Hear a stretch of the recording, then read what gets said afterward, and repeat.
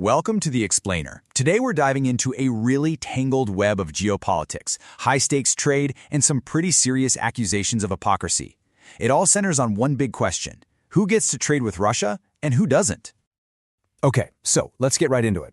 We're looking at a situation where the U.S. has hit India with penalties for buying Russian oil, basically saying it's funding a war. But as you're about to see, what's happening behind the scenes is, well, it's a whole different story.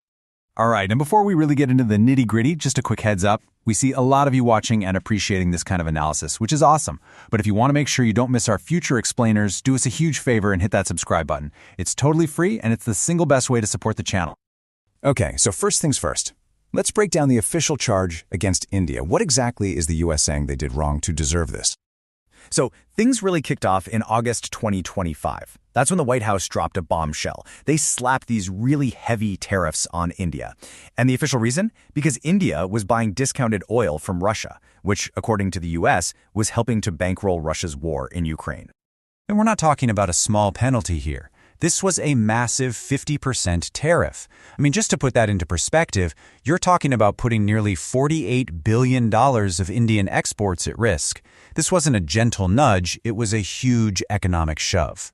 So you see this heavy-handed move, and it immediately makes you wonder, right? Is the U.S. completely clean when it comes to Russian goods? Are they, practicing what they preach? Well, to answer that, you've got to follow the money. And when you start digging into America's own import records from Russia, oh boy, that's where the plot really thickens. Because what the data reveals is this pretty shocking contrast. On one hand, you have the U.S. penalizing India for its trade, but on the other, they're still a major customer for key Russian products themselves. Just get a load of this number.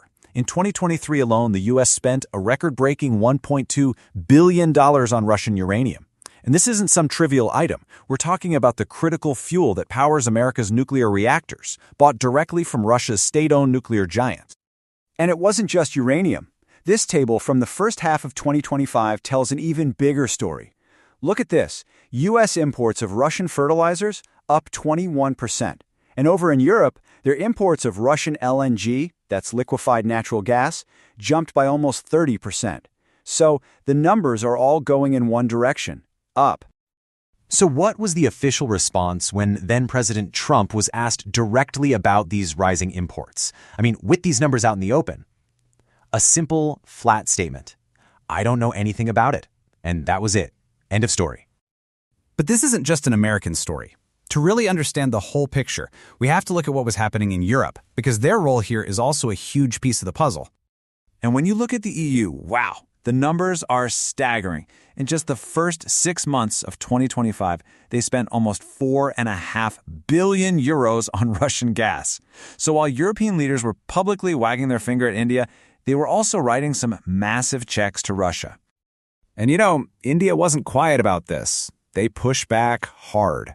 Their Ministry of External Affairs spokesperson, Randir Jaiswal, basically called it out, saying the EU trades more with Russia than India does, so calling New Delhi's actions unjustified and unreasonable just didn't add up. Okay, but here's where it gets even more interesting. To really see how wild this whole situation is, you just have to rewind the clock a couple of years. Because believe it or not, back in 2022, the official U.S. position was the total opposite of what it became. You had Treasury Secretary Janet Yellen on the record saying Washington was actually happy for India to buy Russian oil because it helped keep global prices from skyrocketing. I mean, this timeline just spells it out perfectly, doesn't it? In 2022, it's all encouragement. By 2023, the U.S. is even admitting that India is doing exactly what they wanted them to do.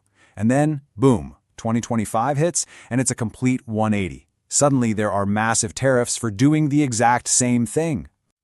So, let's just put it side by side.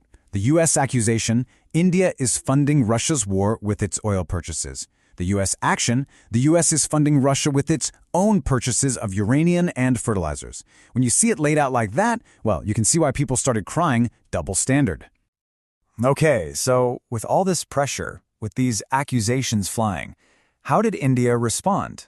Did they back down? Did they get into a shouting match? Well, they did something really interesting. Instead of escalating, they played it cool and strategic. They calmly stated the tariffs were unreasonable, they pointed to the West's own actions, and most importantly, they centered their entire argument on one key point: energy security for 1.4 billion people. They basically said, this isn't a choice for us, it's a necessity. And this quote from their Ministry of External Affairs really says it all. They're saying, look, we're a practical country, we look at the global market, we see what's available, and we do what's best for our people. It's a very straightforward, unapologetic stance. And all of this really boils down to one big provocative question, doesn't it? When we see things like this, are we really looking at policies based on firm global principles, or is it just old-fashioned power politics, where the rules seem to change depending on who you are? So what's your take on all this? Is this a clear-cut case of do as I say, not as I do? Or is there a more complex game of foreign policy being played that we're not seeing? We genuinely want to know what you think, so drop your thoughts in the comments below.